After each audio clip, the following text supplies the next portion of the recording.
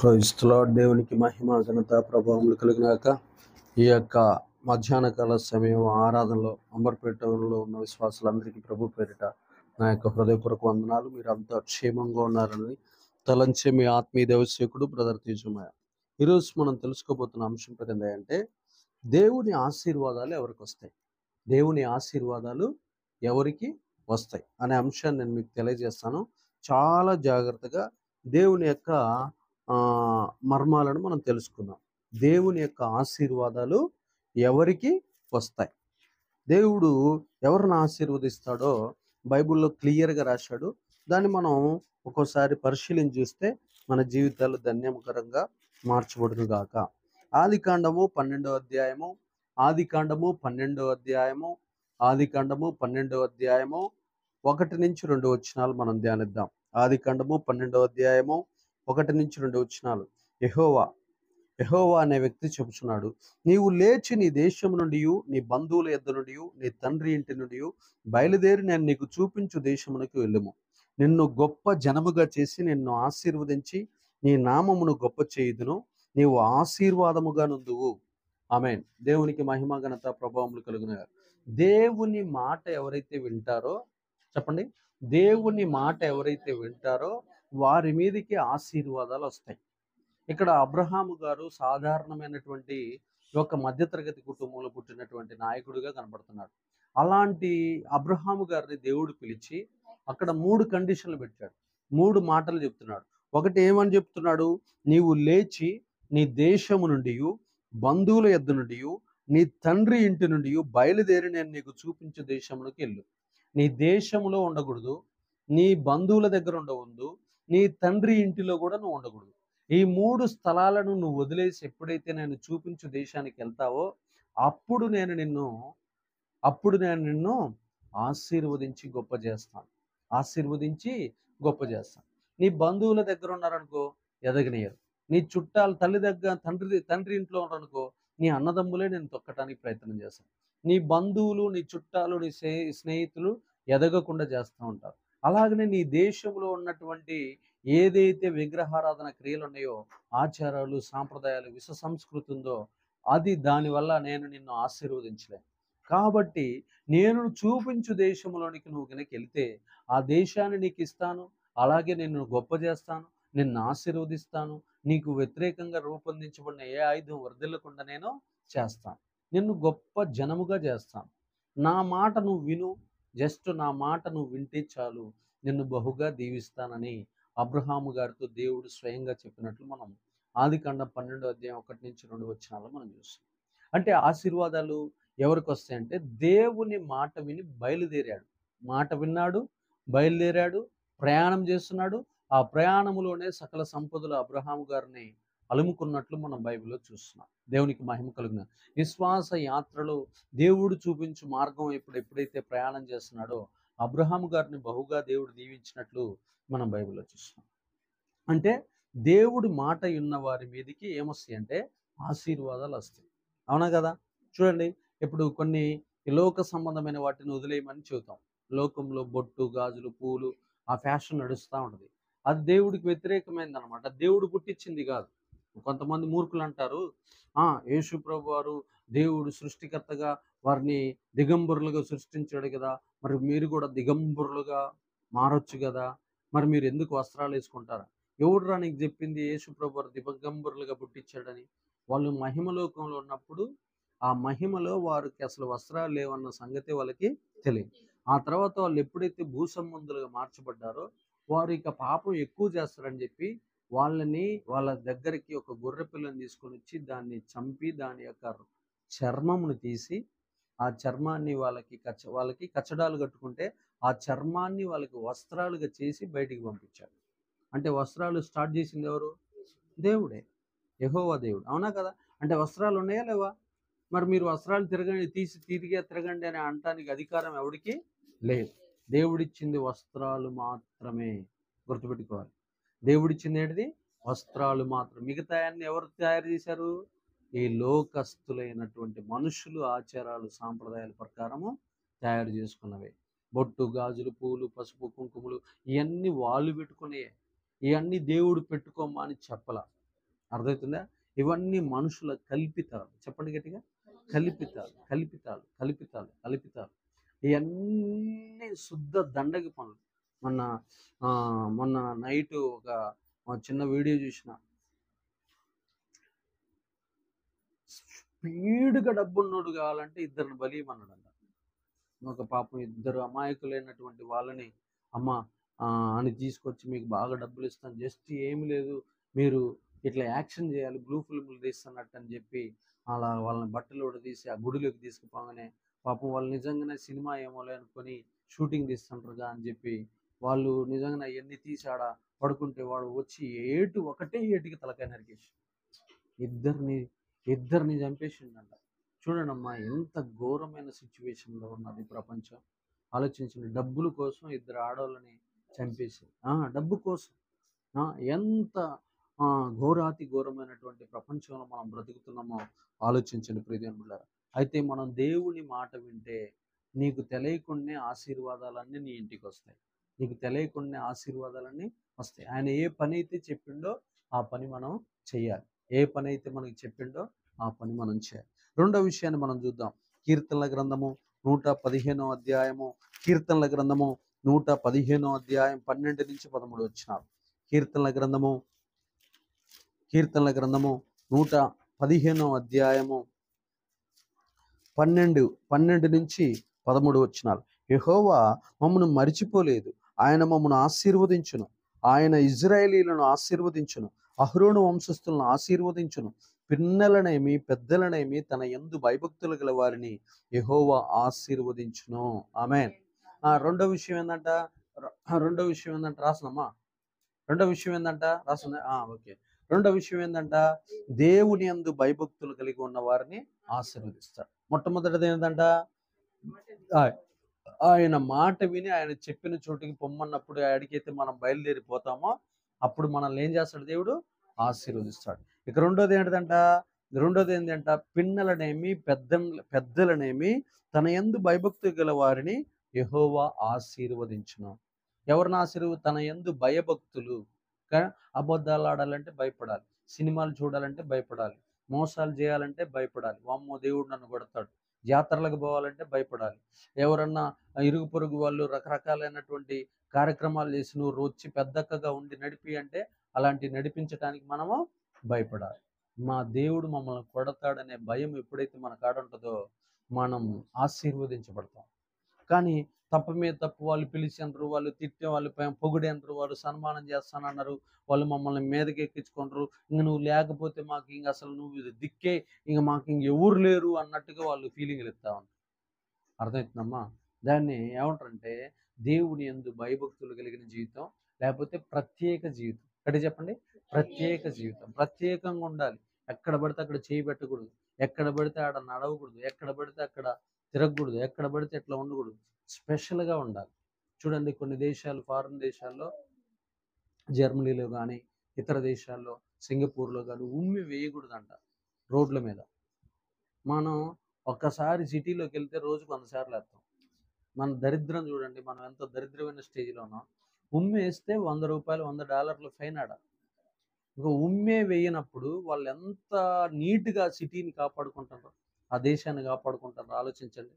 మరి మన కాడ వాళ్ళు అంత స్ట్రిక్ట్గా ఉన్నారు కాబట్టి ఆ దేశం ఈ రోజున ప్రపంచవ్యాప్తంగా గొప్ప దేశంగా మారి. మన కాడ స్ట్రిక్ట్ ఉందా? మున్సిపాలిటీలో చెత్త మన కాడ కనపడుతున్నా కానీ మనం పోయి దాన్ని తీయం. మనకి భయము లేదు. ఏం లేదు? భయం లేదు. అసలు ఈ దేశం నాది అనే మనసే మనకు లేదు. ఈ దేశం ఎవరిది? మనదే. కానీ పైకి అంటున్నాం, కానీ క్రియలు చేస్తున్నావా? చెత్త ఉన్న కాడికి పోయి శుభ్రం చేస్తున్నావా? చేయట్లా.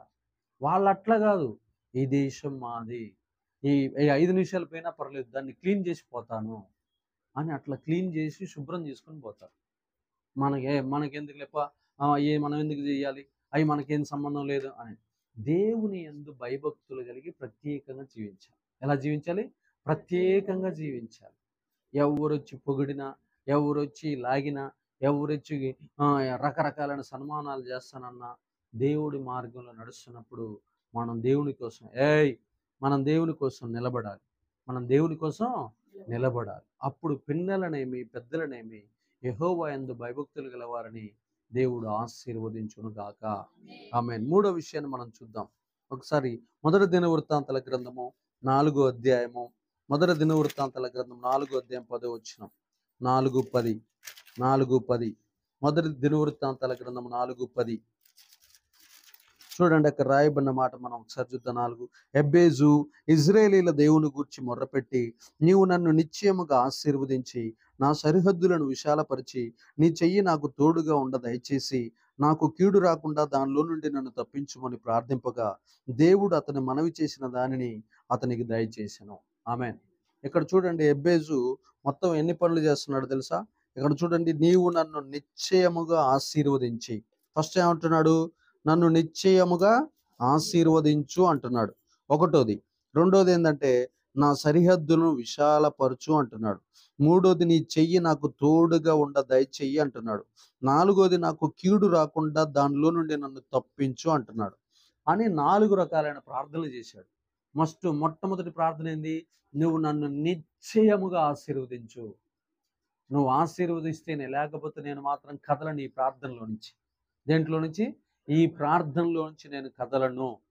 నిశ్చయముగా నన్ను ఆశీర్వదించాడు.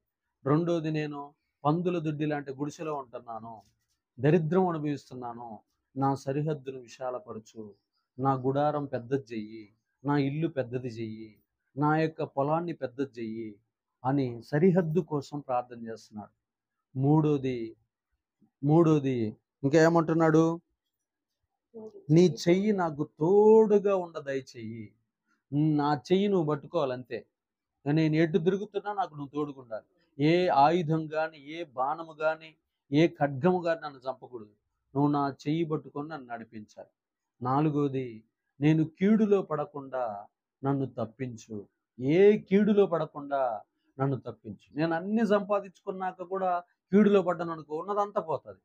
కాబట్టి అలా పోకుండా, ఏ కీడులో నేను పడకుండా ఆ కీడు నుండి కూడా నన్ను తప్పించని 4 రకాలైన ప్రార్థనలు చేశాడు ఎబ్బేజు. అతడు చేసిన మనవి వినిన దేవుడు అతనికి సమస్తము సమకూర్చును అని అదే అధ్యాయంలో అదే వచనంలో రాయబడింది. చూడండి, అక్కడ ఏం రాశాడు? దేవుడు అతడు మనవి చేసిన దానిని అతనికి దయచేసెను. ఇచ్చాడా లేదా? ప్రార్థన చేసిన వారిని దేవుడు ఆశీర్వదిస్తాడు. గంటలు గంటలు ప్రార్థన చేయాలి, రోజులు రోజులు ప్రార్థన చేయాలి, వారాలు వారాలు, నెలలు నెలలు, సంవత్సరాలు సంవత్సరాలు దేవుని సన్నిధిలో కూర్చొని ప్రార్థన ప్రార్థన ప్రార్థన ప్రార్థన ప్రార్థన ప్రార్థన ప్రార్థన చేసే కొద్దీ దేవుడు దర్శనాలు ఇస్తాడు. దర్శనాలు ఇచ్చే కొద్దీ జవాబులు వస్తాయి. జవాబులు వచ్చే కొద్దీ విడుదల పొందుతాం. అర్థమవుతుందా? చూడండి, మనం ఈ ప్రాంతంలో అనేక మంది నశించిపోతున్నారు. ప్రభువా మాకు బయలుపరిచయ్యా, చూపించయ్యా, అయ్యా తండ్రి ఈ ప్రాంతాన్ని చేతులకు అప్పగిస్తున్నానయ్యా, నశించిపోతున్న వారిని మా చేతులకు అప్పగించయ్యా అంటే టక ఒక 4, 5, 10 కుటుంబాలు వచ్చే వరకల్లా మనకు పరిచయం అయిపోతాయి. మనం ప్రార్థన చేసినాం, దేవుడు ద్వారాలు తెరుస్తాడు, తెరవడా? తెరుస్తాడు. అలాగనే ఇప్పుడు అలా ఒక 10 సమస్యలు రాసుకున్నా. ఆ 10 సమస్యలు నువ్వు నేను ఇద్దరం చేయాలి. నేను ఒక్కడనే చేస్తానని నువ్వు హ్యాపీగా సినిమాలు చూడటం కాదు. అర్థమవుతుందా? ఇద్దరం చేసినప్పుడు దేవుడు ఏం చేస్తాడు అంటే ఆ ప్రార్థనలకి జవాబులు ఇస్తాడు. ఏమిస్తాడమ్మా? జవాబులు ఇస్తాడు. దర్శనం వచ్చిందనుకో, దర్శనం వచ్చినప్పుడు ఆ దర్శనం నెరవేర్పు దాకా కూడా మనం ప్రార్థన చేయాలి. అప్పుడు సంతానం కావాలంటే సంతానం, సమాధానం కావాలంటే సమాధానం, సమృద్ధి కావాలంటే సమృద్ధి, మేలులు కావాలంటే మేలులు, వాహనం కావాలంటే వాహనం, పరలోకం కావాలంటే పరలోకం, దైవికమైన వరాలు కావాలంటే వరాలు, అన్నీ కూడా మన దగ్గరికి పరిగెత్తుకుంటూ వస్తాయి. మనం ప్రార్థన చేయలేదనుకో, మన ఆశీర్వాదాలన్నీ సాతాను దొంగిలిస్తాడు. మన ఆశీర్వాదాలన్నీ ఎవడు తీసుకొని పోతాడు? సాతాను గడు తీసుకుపోతాడు. మనం స్తుతించలేదనుకో, మన ఆశీర్వాదాలన్నీ ఎవడు తీసుకుపోతాడు? సాతాను గడు తీసుకుపోతాడు. కాబట్టి మనం దేవుడి దగ్గర ప్రార్థన చేసి చేసి చేసి సమస్త విషయాలను మనం పొందుకోవాలి. దావీదు గారు రోజుకి 7 సార్లు ప్రార్థన చేసేవాడంట. ఎందుకోసం అంటే సకల ఆశీర్వాదాలు పొందుకోవాలని. అర్థమవుతుందా? అలా మనం ప్రార్థన చేసే వాళ్ళందరూ కూడా ఏం పొందుకుంటారంటే ఆశీర్వాదాలు పొందుకుంటారు. మొదటిది ఏంటిదంట? ఆయన మాట వింటే ఆశీర్వాదం. రెండోది ఏంటిదంట? ఆయన యందు భయభక్తులు కలిగి ఉంటే ఆశీర్వాదం, ప్రత్యేకంగా జీవిస్తే. మూడోది ఏంటంట? ప్రార్థన చేస్తూ చేస్తూ చేస్తూ చేస్తూ ఉంటే మన ఇంట్లో ఉన్న దరిద్ర దూతులు, మన ఇంట్లో ఉన్న మంత్రాలు, మన ఇంట్లో ఉన్న రోగాలు, మన ఇంట్లో ఉన్న సాతాను శక్తులు, మన ఇంట్లో ఉన్న పేదరికం, మన ఇంట్లో ఉన్న సమస్తం బయటికి వెళ్ళిపోవును గాక. ఆమేన్, ఆమేన్. తర్వాత 4 చూద్దాం. ప్రియమైన బిడ్డలారా, కీర్తనల గ్రంథం 133 అధ్యాయము 3వ వచనం. కీర్తనల గ్రంథము 133 అధ్యాయము 3వ వచనం, 1-3.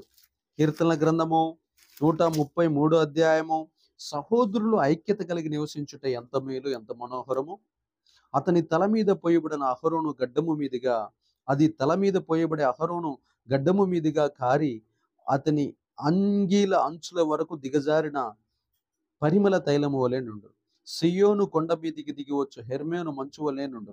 ఆశీర్వాదమును శాశ్వత జీవమును అచ్చటను నుండవలనని యెహోవా సెలవిచ్చి ఉన్నాడు. ఆమేన్. ఎప్పుడైతే మన జీవితాల్లో మనం గుర్తుపెట్టుకోవాల్సింది ఏంటంటే ఒకే ఒక్క విషయం, సహోదరులు ఐక్యత కలిగి నివసించుట ఎంత మేలు, ఎంత మనోహరం. అయితే సియోను కొండ మీదికి దిగి వచ్చు హెర్మోను మంచు వలె అది ఉండును. ఆశీర్వాదమును శాశ్వత జీవము అచ్చట నుండవలనని యెహోవా సెలవిచ్చున్నాడు. ఎవరైతే ఐక్యత కలిగి ఉంటారో, ఎవరైతే సఖ్యత సమాధానం కలిగి ఉంటారో ఆ ఇంటిలోనికి ఆశీర్వాదము, శాశ్వత జీవం. శాశ్వత జీవం అంటే ఏంది? చాలా సంవత్సరాల దాకా మరణం అనేది రాదు. అయితే ఈ ఆశీర్వాదం ఎవరింట్లోకి వస్తుందంటే ఆ పిచ్చి కుక్కలకు మురిగినట్టు బౌ బౌ బౌ బౌ అని మురిగే వాళ్ళ ఇంట్లోకి రావు ఆశీర్వాదం.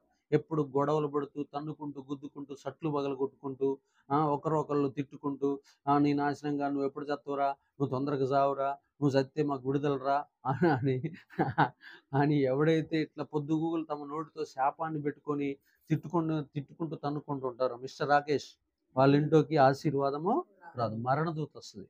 ఎవరు వస్తుంది? మరణదూత, నష్టము, ప్రమాదాలు, అనేక రకాలైన కీడులు, తిట్టుకొని ఆ శాపాలు వాళ్ళకి తగలటం, వాళ్ళు తిట్టిన శాపాలు ఏమకు తగలటం, ఏమి తిట్టిన శాపాలు ఇంకొకరికి తగలటం, అయ్యా మన మీదకి వచ్చి మనమే తగిలి మన నోటితో మనం తిట్టుకుని మనకి తగిలి మనం చావటం. ఏమైనా ఉపయోగం ఉందా? దరిద్రం తప్పే ఉందా? అందుకనే అందరితో ఎలా ఉండాలంటే ఐక్యత కలిగి ఉండాలి. ఐక్యత కలిగి ఎవరైతే సహోదరులతో సఖ్యతగా సమాధానంతో ఉంటారో ఆ ఇంటిలోనికి ఆశీర్వాదము, శాశ్వత జీవం వస్తాయి. దేవుడు చూస్తాడు, ఇదిగో ఆ ఇంట్లోకి పంపేయండి, రే ఆ ఇంట్లోకి పంపి, ఆ ఇంట్లో ఐశ్వర్యం ఉండాలి, ఆశీర్వాదం ఉండాలి, వాళ్ళ ఇంట్లోకి మరణదూత పోకూడదు, వాళ్ళకు 100 ఏళ్ళు 150 ఏళ్ళు బతకాలి అని దేవుడు చూస్తాడు. ఎవరు? సహోదరులు ఐక్యత కలిగి నివసించుట ఎంత మేలు, ఎంత మనోహరం.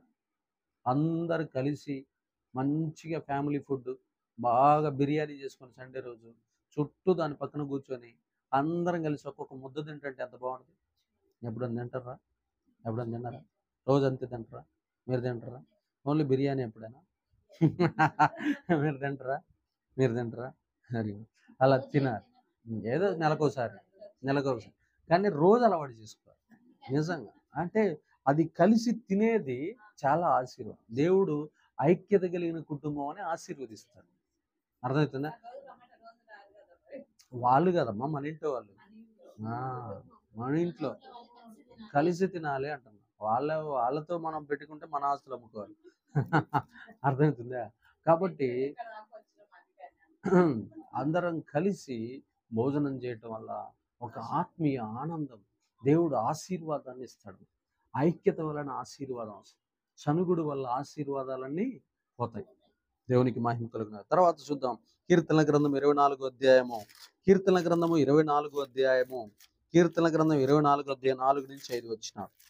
24వ అధ్యాయము 4-5 వచ్చినారు.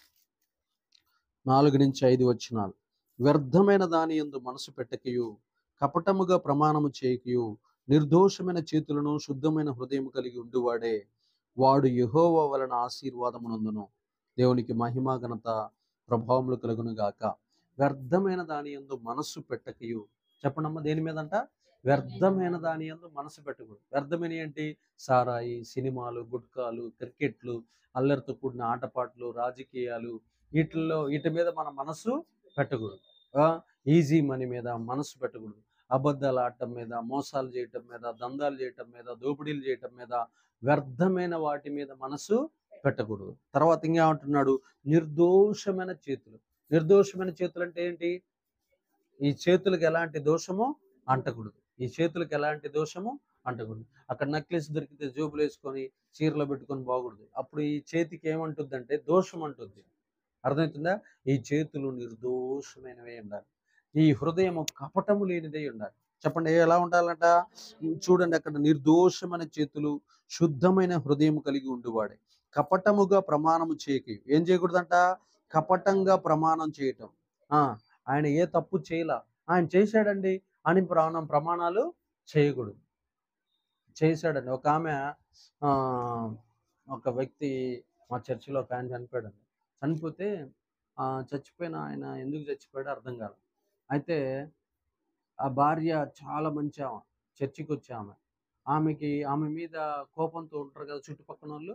ఎందుకు చచ్చిపోయాడు బంధువులని అంటే, ఆ బంధువులు వస్తారు కదా చావుకి, వచ్చిన ఎందుకు చచ్చిపోయాడు అని అడుగుతుంటే, ఈ కోపంతో ఉన్న వాళ్ళ ఆడోళ్ళు ఉన్నారు కదా, వాళ్ళందరూ ఏమో అసలు ఆయనకి అన్నమే పెట్టదండి, ఎప్పుడు చర్చికి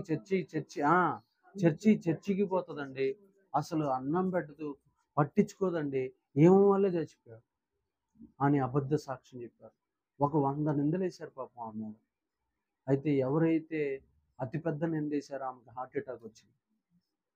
దేవుడు ఊరుకుంటాడా? చూశాడా లేదా? Heart attack. ఇప్పటికీ ఆమెకి స్ట్రోక్ ఉంది, లోపల వస్తూనే ఉంటుంది, పోతూనే ఉంటుంది. ఇంకా స్టంట్స్ వేశారు లోపల. తర్వాత ఎప్పుడు మాత్రలు టాబ్లెట్స్ వేసుకుంటూనే ఉండాలి.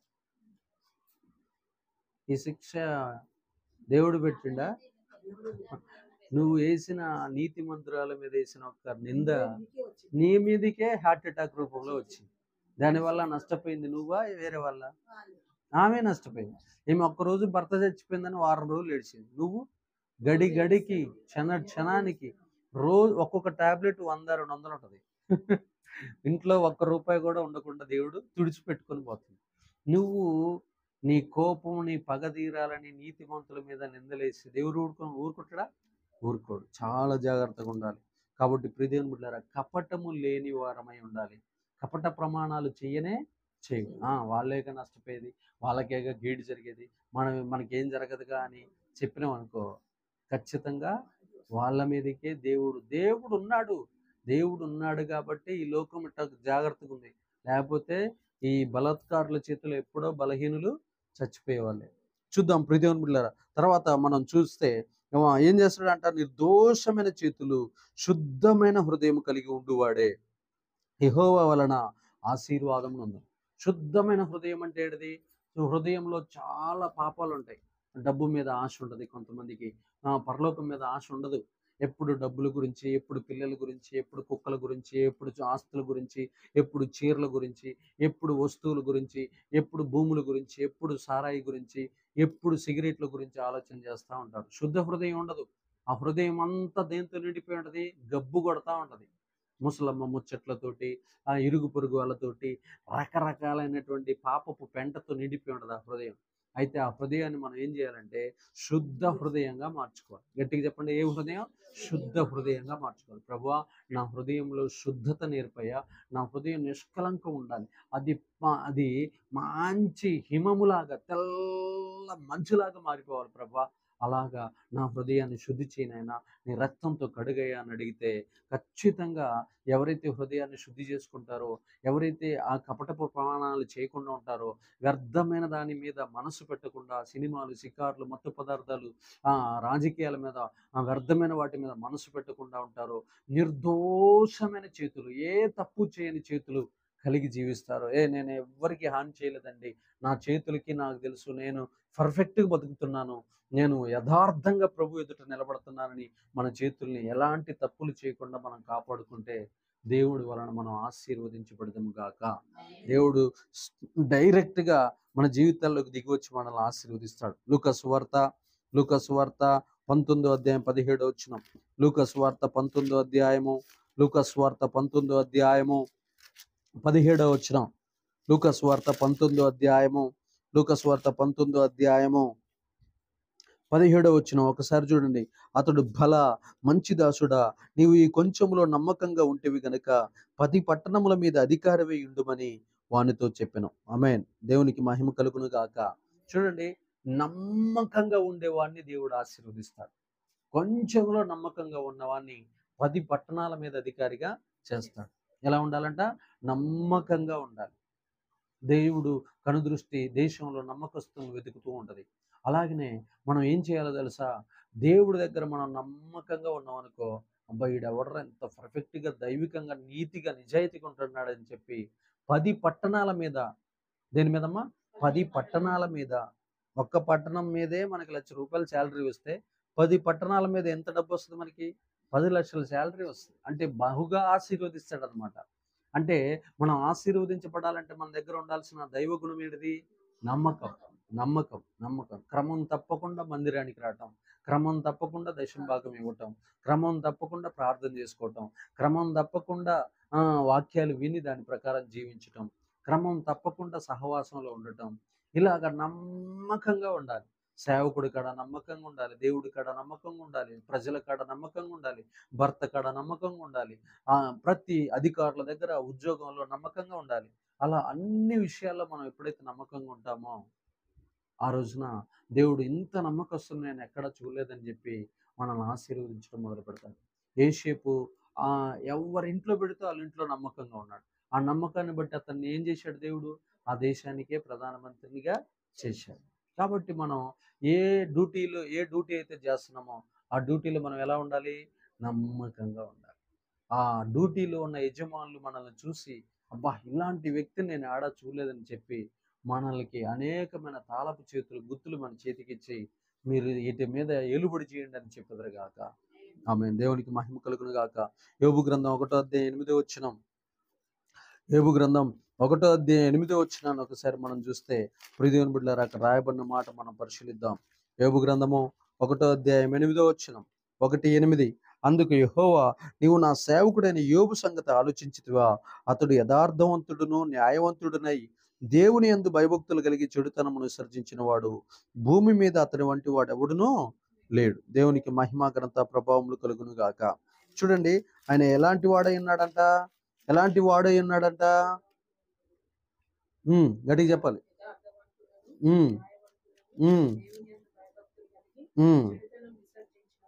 ఆమేన్. చూడండి, అక్కడ రాస్తున్న మాటలో ఏం రాస్తుండే? యథార్థవంతుడు, న్యాయవంతుడు. న్యాయవంతుడు అంటే నీతిమంతుడు. న్యాయం ఉంటుంది వాళ్ళ ఇంట్లో, ఎవరికి అన్యాయం చేయడు. మూడోది, చెడుతనం అనేది అసలు చేయడు. యథార్థత, న్యాయం. యథార్థత, న్యాయం, నీతి, న్యాయం. గట్టి చెప్పండి. నీతి, న్యాయం. నీతి, న్యాయం. నీతి అంటే ఏంటిది? న్యాయం అంటే ఏంటిది? నీతి అంటే, ఇప్పుడు అన్న భార్య ఉంది. అన్న భార్యని మోహించొచ్చా? అన్న భార్యకి వెళ్ళి వక్రంగా చూడొచ్చా? ఏంటిది? అన్న భార్య వదిన తల్లితో సమానం. అది నీతి. అవునా కదా? న్యాయం అంటే ఏంది? కూలోడు పొద్దున్న నుంచి సాయంత్రం దాకా పనిచేసిండు, వాడికి కూలి ఇవ్వాలి. ఇవ్వకుండా నేను ఇయ్యనకపో అంటే అక్కడ అన్యాయం చేసినట్ట, న్యాయం చేసినట్ట? అన్యాయం. నీతి, న్యాయం ఎవరింట్లో అయితే ఉంటాయో వాళ్ళని దేవుడు ఏం చేస్తాడంట? ఆశీర్వదిస్తాడు. నీతి, న్యాయం మన ఇంట్లో పెరుగన్నం పాలన్నం లాగా ఉండాలి. నీతి, న్యాయం.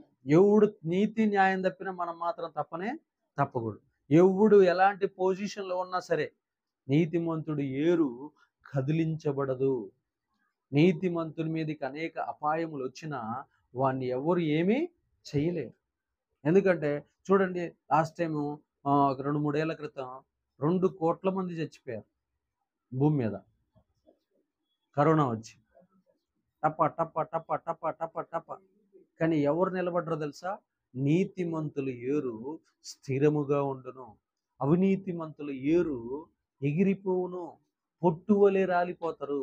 భక్తిహీనులు ఎక్కడ ఏమైపోతారంట? పొట్టువలే ఎగిరిపోవుదురు. కొన్ని రోజులు బాగా చూడండి, వాడు బాగా లంచాలు తీసుకొని పెద్ద బిల్డింగ్ కడతాడు.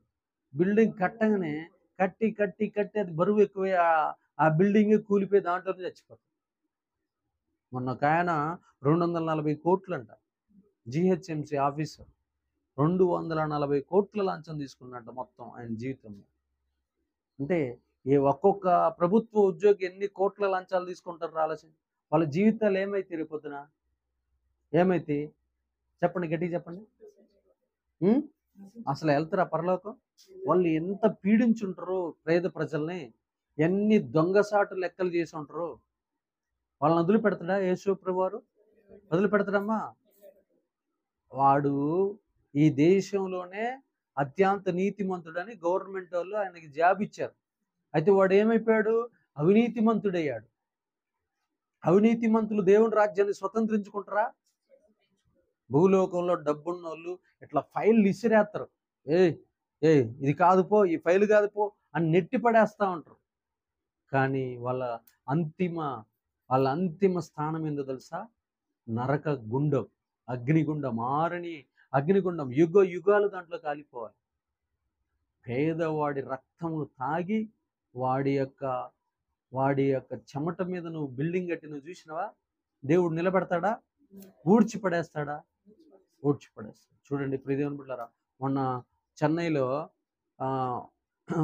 సినిమా పాట ఒకటి ఉండేది, మన్మథ రాజా మన్మథ రాజా అనే పాట సినిమాది. ఆ పాటని మన్మథ యేసు అని ఆ పాటలాగా మార్చి పాటలు పాడుతున్నాడు. నీకు సంగతి తెలుసా? ఈ 10, 11, 13 ఏళ్ళ నా సేవ జీవితంలో 2 సార్లు చెన్నై వరదలకి మన చర్చిలో కానుక పెట్టెలో ఉన్న డబ్బులు తీసి పంపించిన. ఒకసారి కేరళలో వరదలు వస్తే కేరళ వరదలకి 10,000 పంపించిన, 12,000 పంపించిన. మొన్న రీసెంట్గా మణిపూర్లో గొడవలు జరిగితే ఒక బాత్రూము ఒకటి ఏదన్నా కట్టించుకోవటానికి 12,000 పంపించిన. ఈ దేశాల్లో సునామీలు, వరదలు, భూకంపాలు, తీవ్రమైన నష్టాలు ఈ రాష్ట్రాల్లో ఎందుకు జరుగుతున్నాయి? ఎందుకు జరుగుతున్నాయి? పాపం. దేవుడి యొక్క పరిశుద్ధమైన నామాన్ని సినిమాల్లోనికి కలుపుతుంది వీళ్ళంతా. ఊరుకుంటాడా దేవుడు? ఊరుకుంటాడమ్మా? నువ్వు స్టెప్ వేస్తావా? నువ్వు స్టెప్ వేస్తే దేవుడు ఒక్క స్టెప్ వేసిండు అనుకో భూమి మీద, చెన్నై పట్టణం ఉంటుందా? నీ సినిమా ఫీల్డ్ ఉంటుందా? ఒక్కసారి ఒక ఉగ్రత రూపం చూపిస్తే ఆ వరదల్లో ఊడ్చుకొని పోదా? చెన్నై పట్టణం భూమండలం మీద మ్యాప్లో కనపడుద్దా? నీకు అంత కొవ్వ, నీకు అంత గొప్ప బలుప, నీకు చెప్పేవాళ్ళు లేడా? కేరళ రాష్ట్రంలో ఇష్టం వచ్చినట్లు అమ్మాయిల్ని ఇతర ప్రాంతాలకి ఎక్స్పోర్ట్ చేస్తూ ఉంటారంట. మరి ఆ రాష్ట్రాన్ని వదిలిపెడతాడా దేవుడు? ఒక అమ్మాయి ఆడపిల్ల ఏడిస్తే ఆ ఏడుపు తగలదా? ఇవన్నీ మన కంటికి కనపడవు. ఎవరి కంటికి కనపడతాయి? దేవుడు కంటికి కనపడతాయి. మనం ఏదైనా చెప్పినాం అనుకో, మేము అసలు వరదలు ఇరుక్కుంటే ఈడవడ పాస్టర్ గడు మా మీద ఇంత పెద్ద పెద్ద రాళ్ళు వేస్తుండయా. నువ్వు చేసే పాపాలు, అసలు ఆ వరద ఎందుకు వచ్చింది? వరదలు వస్తున్నాయి, ఆ సునామీలు ఎందుకు వస్తున్నాయి? ఊర్లు ఎందుకు కొట్టుకొని పెట్టేట్టు దేవుడు చేస్తాడు. ఒక గాలి వాటానికంట దేవుడు 1974లో దగ్గర 2-3 లక్షల మంది చచ్చిపోయారంట. శవాలు కుప్పలే ఆడ చూసిన, పెంటతో సమానంగా ఉన్నాయంట శవాలు. వాసన కొత్తంటే ముక్కు పుష్కొని తిరిగారంట జనాలు. అంటే ఎందుకు? మనుషుల జీవం కలిగిన ఆ యొక్క ప్రజలను పెంట దిబ్బగా మారుస్తున్నాడు తెలుసా? పాపం. అర్థమవుతుందా? ఎప్పుడు కూడా దేవుడిని తక్కువ అంచనా వేయొద్దు. దేవుడు సమస్తమును చూస్తున్నాడు. అందుకని ఇక్కడ ఏమంటున్నాడు తెలుసా? మనం ఎలా ఉండాలంట? నీతి, యథార్థత, న్యాయం కలిగి జీవించాలి. ఎక్కడ పడితే అక్కడ దౌర్జన్యాలు, దోపిడీలు. పేదవాడిని పెద్దోడు కొడుతూనే ఉంటాడు, తిడుతూనే ఉంటాడు, వేధిస్తూనే ఉంటాడు. ఈడిపోయి ఏడిస్తే ఆ మొర్ర ఎవరికి అడిగిపోద్ది? దేవుడి దగ్గరికి వెళ్ళి. దేవుడు చూడడా? ఊరుకొని ఇస్తాడా? వంశాలను నిలబెడతాడా? ధనవంతుల వంశాలు బతుకుతాయా? మొన్న ఆ భారతదేశంలోని అతిపెద్ద కోటీశ్వరుడు పెళ్లి జరిగింది. పెళ్లి జరిగితే తండ్రి ఏడుస్తున్నాడు. ఎందుకు ఏడుస్తున్నాడు తెలుసా? ఆ కొడుకు ఎన్ని సంవత్సరాలు బ్రతుకుతాడో ఎవరికి తెలియదు. ఎప్పుడు చనిపోతాడో ఎవరికి తెలియదు. ఎందుకంటే అన్ని సర్జరీలు జరిగినాయి. అర్థమవుతుందా? అదే యేసు ప్రభు వారి ఆయన దగ్గరకు వచ్చి నీ పాపాలు ఒప్పుకొని నువ్వు సరి చేసుకుంటే నీకు దీర్ఘాయుష్ ఇవ్వడా? నీ కొడుకును బ్రతికించడా? ఆ వ్యాధుల నుంచి విడిపించడా? కానీ నీకేం గర్వం? ధన గర్వం. వస్తాడా అంత పెద్ద కోటీశ్వరుడు ఏసై కాడికి? చూడు నువ్వేం చేస్తున్నావో, ఎవరికి సాగిల పడుతున్నావు ఒకసారి ఆలోచించుకో. జీవాధిపతిని వదిలిపెట్టి రాళ్ళకి రప్పలకి పూజలు చేస్తున్నావు. వాటి వల్ల నీ కొడుకు బతుకుతున్నాడా? లేదు. చూద్దాం ప్రియదేవుని బిడ్డలారా, ఒకసారి మనం చూస్తే మలాకి 2 కొరింథీయులకు రాసిన పత్రిక 9వ అధ్యాయం, 2 కొరింథీయులకు రాసిన పత్రిక 9వ అధ్యాయం ఒకసారి చూడండి. 2 కొరింథీయులకు రాసిన పత్రిక 9వ అధ్యాయము 5 నుంచి 9. 9వ అధ్యాయము 5 నుంచి 9. కాగా లోగడ 6వ వచనం చూడండి. కొంచెముగా ఇత్తువాడు కొంచెముగా పంట కోయును, సమృద్ధిగా ఇత్తువాడు సమృద్ధిగా పంట కోయునని ఈ విషయమే చెప్పవచ్చును. ఆమేన్. దేవునికి మహిమ ఘనత ప్రభావములు కలుగును. కొంచెముగా దేవుడికి ఇచ్చినాం అనుకో, అలాగనే మనకు కొంచెమే ఇస్తాడు. సమృద్ధిగా మనం దేవుడి రాజ్యం కట్టడానికి ధనం ఇచ్చామనుకో, దేవుడు మళ్ళీ తిరిగి మనకి ఏమిస్తాడు? సమృద్ధిగా ఇస్తాడు. మనం ఎంత కురచగా ఉంటామో దేవుడు కూడా అంతే కురచగా ఉంటాడు. మనం ఎంత విశాలంగా ఉంటామో దేవుడు కూడా అంతే విశాలంగా ఉంటాడు. అందుకని మనము దేవుని రాజ్యం కట్టే విషయాల్లో ఎక్కడా కూడా మనము పిసినారి కానీ, లోభత్వం కానీ, ఇవన్నీ సాతాను గుణాలు. ఇవన్నీ ఏ గుణాలు? సాతాను గుణాలు. ఒకరోజు పాస్టర్ గారు ఒక పుస్తకం రాశాడంట. పుస్తకం రాస్తుంటే ఆ పుస్తకం ఒక్క పేజీ చదివిందంట. ఆ పేజీలో అనుమానపు దెయ్యం, చెప్పమ్మా, అనుమానపు దెయ్యం అనే పుస్తకం చదువుతుంది. చెప్పమ్మా, ఏంటిది? అనుమానపు దెయ్యం అంటే దెయ్యాలలో రకాలు. పుస్తకం పేరు దెయ్యాలలో రకాలు ఏవి. ఆమె ఎక్కడి దాకా వచ్చిందంటే అనుమానపు దెయ్యం. ఈ అనుమానపు దెయ్యం భర్తను ఎట్లా వేధిస్తుందో, ఎంత హింసిస్తుందో ఆ ఒక్క పేపర్లో చదివేలాగా జల జల జల జల జల జల దారులు కట్టినాయి అమ్మగారికి. అంటే నా లోపలుంది ఇన్ని రోజులు దెయ్యమా? పాయింట్ అర్థమైందమ్మా? ఏముంది నా లోపల ఇన్ని రోజులు? నేను దెయ్యం పట్టిన దాన్నే. అంటే నేను కాదా నా భర్తను హింసించింది, నా లోపల ఒక దెయ్యం ఉందా అని రియలైజ్ అయ్యి ఏడ్చుకుంటూ గజ గజ గజ కొనుక్కుంటూ పాస్టర్ గారు ఫోన్ నెంబర్ ఆడుంది అని చెప్పి పాస్టర్ గారికి ఫోన్ చేసి, పాస్టర్ గారు, అయ్యా నీ పుస్తకం చదివానయ్యా, అయ్యా నీకు వందనాలయ్యా, ఎన్ని రోజులు చర్చికి పోయినా కానీ ఒక్కరోజు కూడా నాకు అనుమానము అనేది ఒక దెయ్యం అని నాకు ఇంతవరకు తెలవదయ్యా. చర్చికి పోతున్నాను, మళ్ళీ ఇంటికి వస్తున్నాను, నా భర్తను వేధిస్తూనే ఉన్నాను.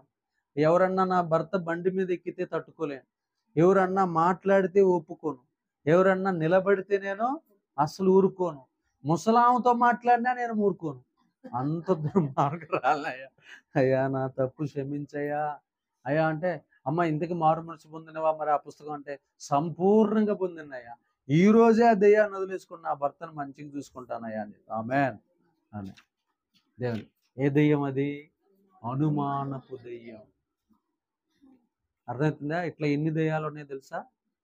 కొన్ని కోట్ల దెయ్యాలు మన చుట్టే తిరుగుతున్నాయి. ఒకడికి సిగరెట్ దెయ్యం పట్టుద్ది, అది తాగేదాకా వాడికి ఇంకా నిద్రపడదు, పా పా పా పా పా అంటది. ఒకడికి కైని దెయ్యం పట్టుద్ది, వాడిని యాపిత్తనే ఉంటది అది. ఒకడికేమో సెక్స్ పిక్చర్లు చూసే దెయ్యం పట్టుద్ది. అర్థమవుతుందా? ఇంకా అట్లా ఒకడికి ఎప్పుడు రాజకీయాలే, ఒకడెప్పుడు మెల్లో చేయనేసుకొని అరే పదా వేసేద్దాం పరా, గుద్దుదాం పరా, పొడుద్దాం పరా అంటాడు. ఒకడెప్పుడు గంజాయి తిని తాగేటటువంటి దెయ్యం పడు. ఆరాధన చేసే ఆత్మ వాళ్ళ దగ్గరికి రాదు, దేవుణ్ణి ఆరాధించే మనసు వాళ్ళ దగ్గరికి రాదు. మందిరానికి రా అంటే 10 కారణాలు చెప్పి వెనక్కిపోతారు. అంటే వాళ్ళని లాక్కొని పోతున్నాయి ఏంటి? దయ్యాలు. సైతాన్ అనగాకు, దయ్యాలు. సైతాన్ ఒక్కడే, కానీ దయ్యాలు కొన్ని కోట్లు. దయ్యాలు ఖాళీగా లేవు. ఒకడు అంటాడు దయ్యాలు ఆడున్నాయిరా అంటే, నన్ను అడుగురా చూస్తా దయ్యాలు ఎలగొట్టేవాడిని, నన్ను అడుగు చూస్తా. దయ్యాలు ఖాళీగా లేవురా నాయన. నువ్వు రోజుకి 4-5 సువార్త చేస్తావు, దెయ్యాలు రోజుకి 1000 మందికి సువార్త చేస్తున్నాయి. ఏమని? సిగరెట్లు తాగు, వ్యభిచారం చేయి, అక్రమ సంబంధం పెట్టుకో, అదిగా ఆమె అక్క తర్వాత చూసుకుందాం, ముందు పోయి పాపం చేయి. ఇవన్నీ చెప్పేది ఎవరు? దయ్యాలు. అవి ఆడున్నాయి. అవి మనుషుల్ని పట్టి పీడించడానికి కాదుంది, పాపం చేయించడానికి ఉన్నాయి. అర్థమవుతుందా? మీకు ఒక చెల్లెలకు పట్టింది, అవి చాలా రేరుగా ఉంటాయి, అవి చిన్న దెయ్యాలు, మీకు అర్థం కావట్లా. చిన్న చిన్న దెయ్యాలు, ఒక అమ్మాయిని పట్టిందన్న, అది పోవట్లేదన్న, నువ్వు రా అంటే అదే పెద్ద దెయ్యం అనుకుంటావు. నీ దగ్గర ఉన్న అనుమాన దెయ్యం అతి పెద్దది. అర్థమవుతుందా? నీ దగ్గర పొగ తాగిచ్చే దెయ్యం ఇంకా పెద్దది.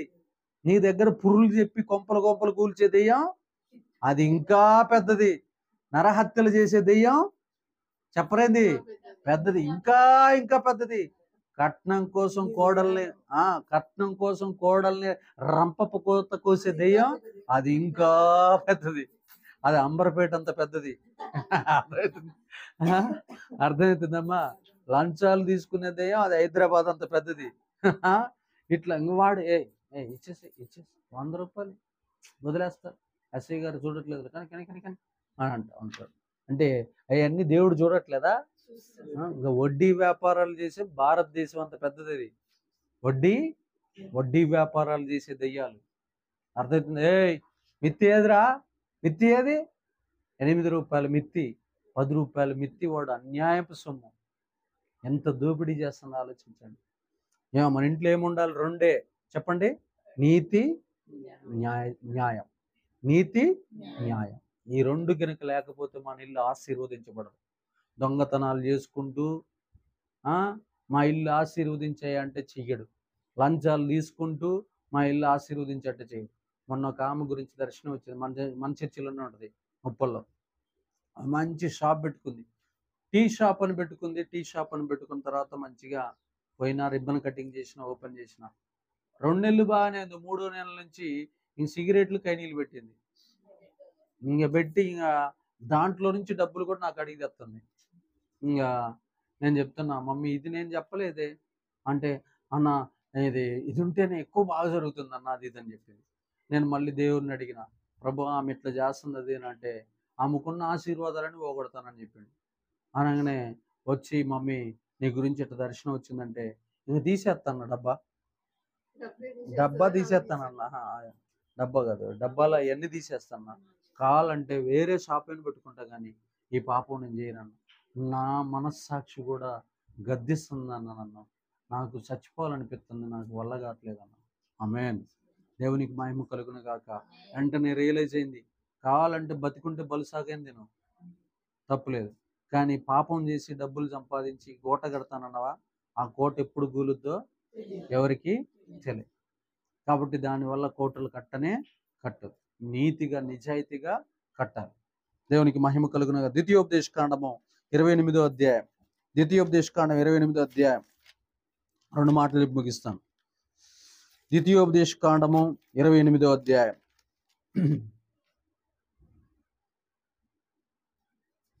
ద్వితీయోపదేశకాండము 28వ అధ్యాయం.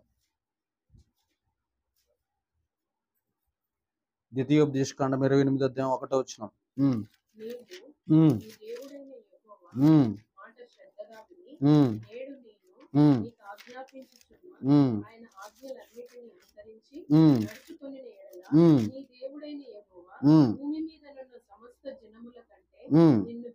ఆమేన్, ఆమేన్, ఆమేన్, ఆమేన్. నీ దేవుడైన, ఇక్కడ చూడండి, నేను నీకు ఆజ్ఞాపించుచున్న ఆయన ఆజ్ఞలన్నిటిని అనుసరించి నడుచుకునే ఎడల నీ దేవుడైన యెహోవా భూమి మీదనున్న సమస్త జనముల కంటే నిన్ను హెచ్చించును. ఆమేన్. ఆశీర్వాదమా కదా? ఆయన ఆజ్ఞలన్నీ పాటించాలి. ఒక ఆజ్ఞ పాటించి అన్ని వదిలేయటం అట్లా చేయకూడదు. ఆజ్ఞలన్నీ పాటిస్తే భూమి మీద ఉన్న మనుషులందరికంటే గొప్పగా నిన్ను ఆశీర్వదిస్తాడు, హెచ్చిస్తాడు. చెప్పండి, నిన్న మన చర్చికి 1 సంవత్సరం 2 సంవత్సరాల క్రితం ఒక అబ్బాయి వచ్చిండు, ప్రణయ్. ఆ అబ్బాయి పేరు చెప్పండి, ఏం పేరు? ప్రణయ్. ఆ అబ్బాయి నా దగ్గరకు వచ్చినప్పుడు ఎట్లా ఏడ్చిందంటే, అన్నా నాకు విలువ లేదన్నా, సమాజంలో విలువ లేదు, చదువు రాదన్నా, అన్ని విషయాల్లో నేను చాలా బాధను అనిపిస్తున్నానన్నా, నా కోసం ప్రార్థన చేయన్నా అని ఏడ్చింది. సరే తమ్ముడు, నీ కోసం ప్రార్థన చేస్తానని చెప్పిన.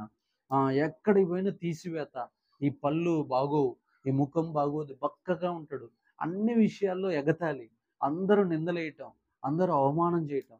అయితే మందిరానికి వచ్చి క్రమంగా ప్రతి ఆదివారం కుర్చీలో కూర్చొని వాక్యం విని వెళ్ళిపోతూ ఉండేవాడు.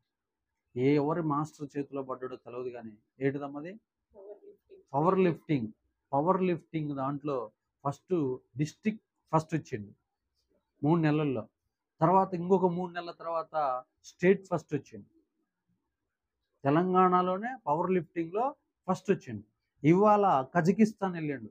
నేషనల్ నేషనల్ ఛాంపియన్, ఇంటర్నేషనల్, దేవునికి మహిమ కలుగును, ఇంటర్నేషనల్ ఛాంపియన్గా 2 గోల్డ్ మెడల్ సంపాదించాడు. దేవునికి సమస్త మహిమ. 1 ఇయర్లోనే, చెప్పండి ఎన్ని సంవత్సరాలు? 1 ఇయర్లోనే పిచ్చోన్ని అయిపోతున్నా నేను. 1 ఇయర్ బ్యాక్ మన చర్చికి వచ్చినోడు ఇవాళ ఏంది ఈ స్థాయిలో ఉన్నాడు. అసలు నా జీవితంలో నేను ఊహించలేని మర్మం. నా కళ్ళు నేను నమ్మలేకపోతున్నా. అసలు మా ఇంట్లో వాళ్ళందరూ ఆశ్చర్యపోతున్నారు. ఏందన్నా నీ దగ్గరకు వచ్చి ఏడ్చి ప్రార్థన చేసుకున్న అబ్బాయి ఈ అబ్బాయినా అంటారు. ఎస్ ఎస్ ఎస్ దేవుడు ఆశీర్వదిస్తే అసాధ్యమైనది ఏది లేదు. ప్రణయ్ అనే తమ్ముడు ఈ రోజున వరల్డ్ ఛాంపియన్గా నిలబడ్డాడంటే ఎంత గొప్ప దేవుడు మన దేవుడు. ఆలోచించండి ప్రియజనులారా, ఆలోచించండి. ఎలాంటి స్థితి నుంచి ఎలాంటి ఉన్నత శిఖరాలకి దేవుడు ఎక్కిస్తున్నాడు ఆలోచించండి. అందుకని ఆయన ఆజ్ఞలన్నీ మనం ఏం చేయాలి? పాటిస్తే భూమి మీద ఉన్న సమస్త జనముల కంటే నేను నిన్ను హెచ్చిస్తా హెచ్చిస్తా. ఇంక నీ ముందు ఎవడు నిలబడ్డు, నీ తర్వాత ఎవడైనా అట్లా నిన్ను నిలబెడతా. ఇప్పుడు ఆ తమ్ముడు ముందు ఎవడన్నా ఉన్నాడా గొప్పోడు? లేడు. భూమి మీద అందరికంటే ఉన్న గొప్పోడు లేడు. భూమి మీద అందరికంటే ఉన్నత స్థానంలో హెచ్చించాడు. దేవునికి మహిమ. జీవితాల్లో మనం గుర్తుపెట్టుకోవాల్సింది ఏంటంటే, నిత్యము మన దేవుడుని మనం ప్రేమిస్తూ ఉంటే మనల్ని ఆశీర్వదిస్తాడు. ఆయన్ని ప్రేమించు వారిని నేను ఆస్తికర్తలుగా చేస్తాను. సామెతల గ్రంథంలో ఆ మాట రాయబడి ఉంటుంది 8వ అధ్యాయంలో. ఏమో రాస్తున్నాడు? 8:21లో తనను ప్రేమించు వారిని ఆస్తికర్తలుగా చేస్తాను. మనం దేవుణ్ణి అధికంగా ప్రేమించాలి. వెండి బంగారు వస్తువులు, లేకపోతే ప్లాట్లు, భూములు, మనవళ్ళు మనవరాలని, లేకపోతే చీరల్ని, లేకపోతే రకరకాలైన వస్తువుల్ని, కుక్కల్ని, పందుల్ని, పక్షుల్ని, వీటిని కాదు మనం ప్రేమించాల్సింది. దేవుణ్ణి ప్రేమించాలి. దేవుణ్ణి ప్రేమించే వారిని దేవుడు ఏం చేస్తాడంటే ఆస్తికర్తలుగా చేస్తాడు.